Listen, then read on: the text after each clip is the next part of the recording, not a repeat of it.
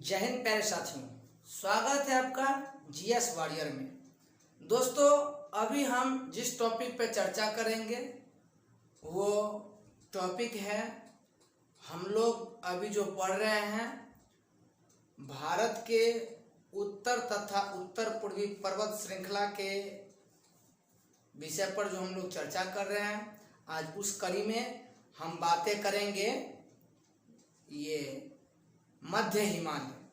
हमने अभी तक ट्रांस हिमालय को पढ़ा।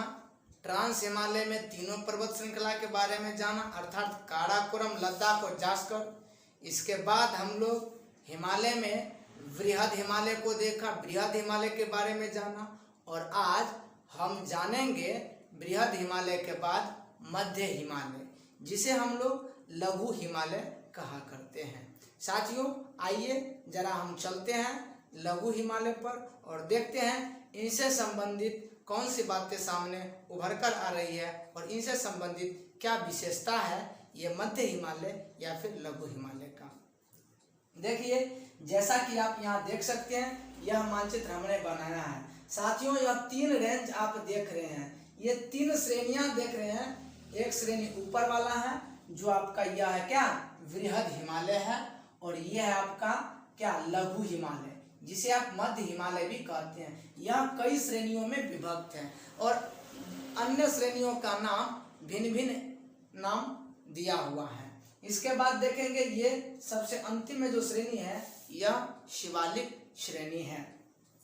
दोस्तों, हम जैसा कि बृहद हिमालय के बारे में पढ़े थे, ठीक अगर उसके बाद हम लोग पढ़ेंगे तो यह मध्य हिमालय, लघु हिमालय जो है, इसका अवस्थिति क्या है, तो मध्य हिमालय वृहद हिमालय के दक्षिण और शिवालिक श्रेणी के उत्तर में अवस्थित है। क्या देखा कि मध्य हिमालय या लघु हिमालय वृहद हिमालय के दक्षिण तथा शिवालिक श्रेणी के उत्तर में अवस्थित है।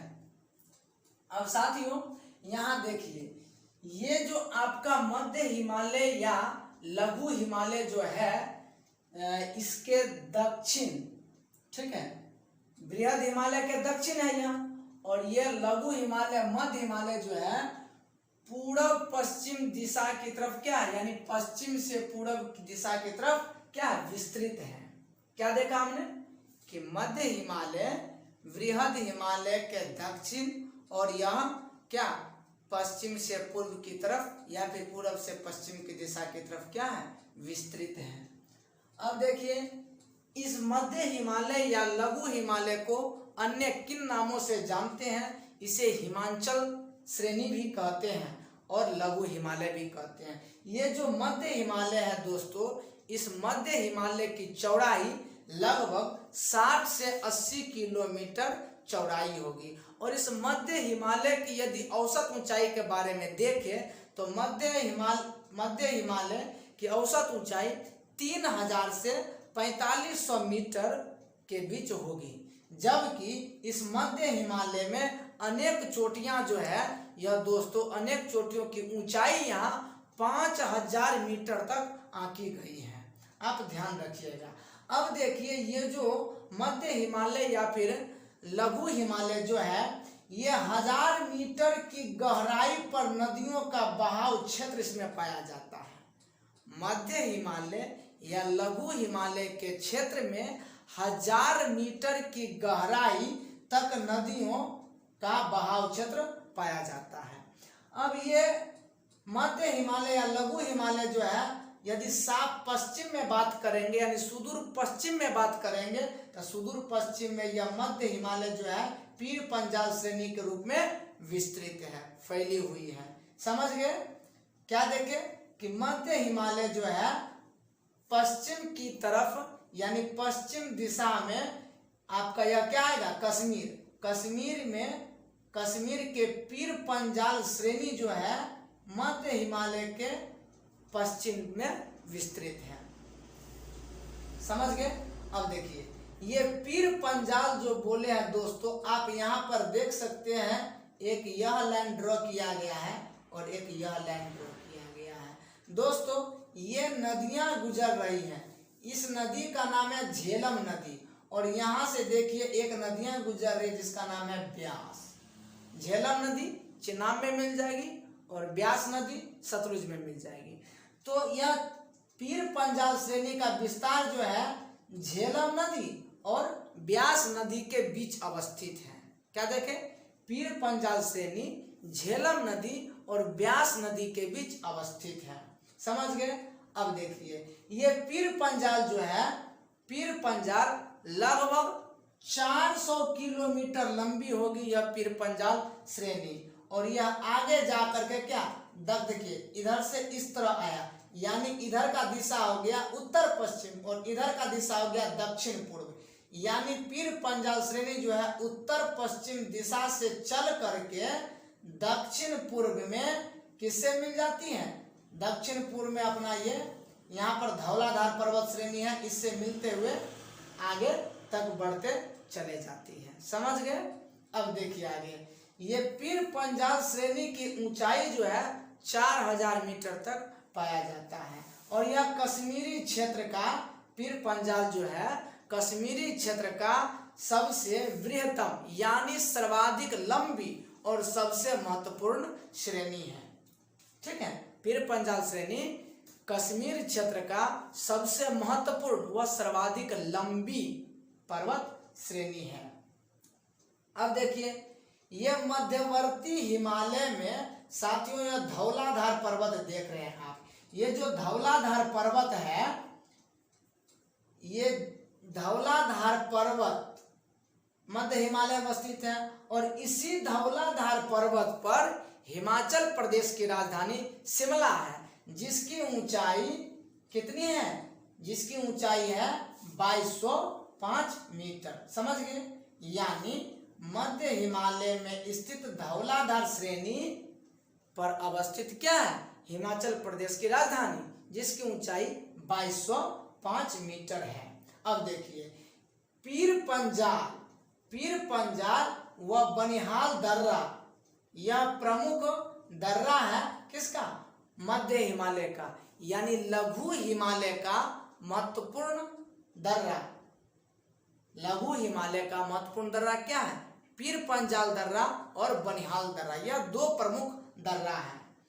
अब देखिए आगे ये बनिहाल दर्रा से होकर के जम्मू श्रीनगर मार्ग गुजरती है। बनिहाल दर्रा से होकर के जम्मू श्रीनगर मार्ग गुजरती है। अब साथियों हम यदि देखेंगे तो यहाँ पर देखिए कुछ डॉटेड लाइन हमने दर्शा दिया है। अब यह डॉटेड लाइन क्यों दर्शाया है, तो यह डॉटेड लाइन जहां जहां भी है समझिए घाटी है, यानी इन दोनों पर्वतों के बीच की घाटियां हैं। तो देखिए ये जो घाटी है दोनों पर्वत के बीच, तो कौन सी घाटी किन दो पर्वत के बीच है, इसके बारे में भी हम जानकारी प्राप्त करते हैं। देखिए ये आप देख सकते हैं यहाँ मध्यवर्ती हिमालय है, ठीक है, और यह देख सकते हैं यह तो बृहद हिमालय है और यह क्या है, ये मध्यवर्ती हिमालय है और यह शिवालिक श्रेणी है। अब यदि आप देखेंगे तो यहाँ पर कश्मीर घाटी है, ये आपका हो गया कांगड़ा घाटी, ये हो गया कुल्लू घाटी, यह हो गया क्या काठमांडू घाटी हो गया। ठीक है, जरा इसके बारे में जान लीजिए। देखिए ये जो है कश्मीर घाटी है, तो साथियों यदि आपसे क्वेश्चन यदि पूछा जाता है कि कश्मीर घाटी का लोकेशन क्या है, यानी अवस्थिति उसका क्या है, तो कश्मीर घाटी जो है बृहद हिमालय के दक्षिण और यह जो पीर पंजाल श्रेणी है यानी मध्यवर्ती हिमालय का पीर पंजाल श्रेणी के उत्तर में अवस्थित है। समझ गए, यहाँ क्या है कश्मीर घाटी। और यदि यहाँ बात करते हैं तो यह मध्य हिमालय और शिवालिक श्रेणी के बीच में यहाँ पर दो प्रमुख घाटी देख रहे हैं। सबसे पश्चिम में कांगड़ा घाटी और कांगड़ा घाटी के पूर्व आएंगे तो कुल्लू घाटी। समझ गए, क्या देखा कि मध्यवर्ती हिमालय ने लघु हिमालय और शिवालिक श्रेणी के बीच दो प्रमुख घाटियां आप देख रहे हैं, एक कांगड़ा घाटी और एक कुल्लू घाटी। कांगड़ा घाटी पश्चिम में और कुल्लू घाटी कांगड़ा के ठीक पूर्व में। वैसे तो अनेकों घाटियां हैं, जो महत्वपूर्ण घाटियां थी उन्हें हम यहाँ दर्शाने का प्रयास किया है। ये देख लिए। अब यहाँ देखिए तो बृहद हिमालय और मध्य हिमालय के बीच आप यहाँ पूर्व की तरफ देख सकते हैं एक घाटी है काठमांडू घाटी।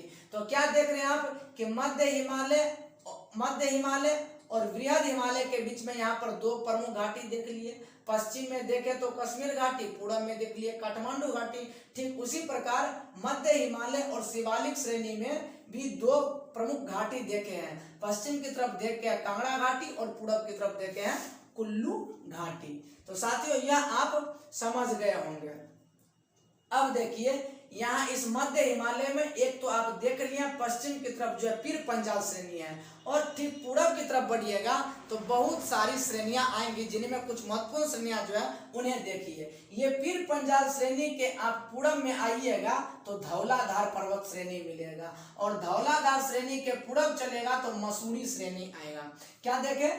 पीर पंजाल श्रेणी, इसके बाद पूर्व चलिएगा तो धौलाधार श्रेणी, फिर पूर्व चलिएगा तो मसूरी श्रेणी, फिर इसके बाद पूर्व चलिएगा तो महाभारत श्रेणी मिलेगा जो नेपाल हिमालय में आता है। महाभारत श्रेणी देख लिए। महाभारत श्रेणी के ठीक पूर्व चलिएगा तो नाग टिब्बा श्रेणी आता है। समझ गए? क्या क्या देखे इस मध्य हिमालय में? सबसे पश्चिम में देखे हम क्या? पीर पंजाल, फिर क्या देखे हैं? धौलाधार, फिर क्या देखे हैं? महाभारत श्रेणी, फिर क्या देखे हैं? नाग टिब्बा श्रेणी। अब साथियों यहाँ पर गौर करने वाली बात है क्या? यहाँ है धौलाधार और हमने बृहद हिमालय में पढ़ा था धौलागिरी पर्वत। इन दोनों में कंफ्यूज मत होइएगा। धौलागिरी पर्वत जो है आपको नेपाल हिमालय में आएगा, यानी नेपाल में आएगा, और धौलाधार पर्वत जो है आपको भारत में आएगा। ध्यान रखिएगा, कंफ्यूज मत होइएगा। तो हम यह मानचित्र अध्ययन हमने कर लिया है। अब देखिए हम यहाँ देखते हैं तो आप क्या देखें कि ये जो है लघु हिमालय और बृहद हिमालय के सबसे पश्चिम में देख लिए थे क्या? कौन घाटी था? कश्मीर घाटी, और सबसे पूर्व में काठमांडू घाटी। यह सब आपने देख लिया। अब देखिए लघु हिमालय जो यह है, लघु हिमालय को अनेकों नदियां काट करके यहाँ पर गहरी घाटी का निर्माण किया। घाटी जो है गहरी घाटी बन गया है। और कौन कौन सी नदियां इस लघु हिमालय को काट करके गहरी घाटी बनाने का काम किया है? तो वो है सिंधु, सतलज, उसके बाद पुनः फिर गंगा भी आता है, यमुना, गंडक, कोसी, ब्रह्मपुत्र जैसी नदियां आता है। अब साथियों यह देखिए भारत का अधिकांश स्वास्थ्य वर्धक क्षेत्र जो है और वह स्वास्थ्य वर्धक स्थान जो है वह मध्य हिमालय, ये जो मध्य हिमालय है ना, इसके दक्षिणी ढाल में अवस्थित है। उत्तरी ढाल कहे तो उधर और दक्षिण ढाल कहे तो इधर। इस तरह से ऐसे समझिए तो इस तरफ का हो गया ढाल उत्तरी ढाल और इस तरफ का ढाल क्या हो गया? दक्षिणी ढाल हो गया। तो दक्षिणी ढाल पर अधिकांश स्वास्थ्य वर्धक स्थल है। और साथियों यह जो स्वास्थ्य वर्धक स्थल है यह करीब करीब 1500 से 2000 मीटर की ऊंचाई पर अवस्थित है। और साथियों इस मध्य हिमालय के दक्षिणी ढलान पर वो कौन सा स्वास्थ्य वर्धक स्थान है? तो वो स्वास्थ्य वर्धक स्थान है शिमला। आप यहाँ मसूरी भी देख सकते हैं। शिमला किस पर अवस्थित था? धौलाधार पर्वत श्रेणी पर था। तो शिमला, मसूरी, फिर इसके बाद डलहौजी, नैनीताल और इधर आइएगा तो दार्जिलिंग, यह सब एक मशहूर प्रसिद्ध स्थल है। अब देखिए सभी पर्वत श्रेणियां यहाँ जो मध्य हिमालय पर जितना भी पर्वत श्रेणी, वैसे तो हम कई पर्वत श्रेणियां बता दिए, तो जितना भी पर्वत श्रेणियां होगा दोस्तों यह हमेशा क्या?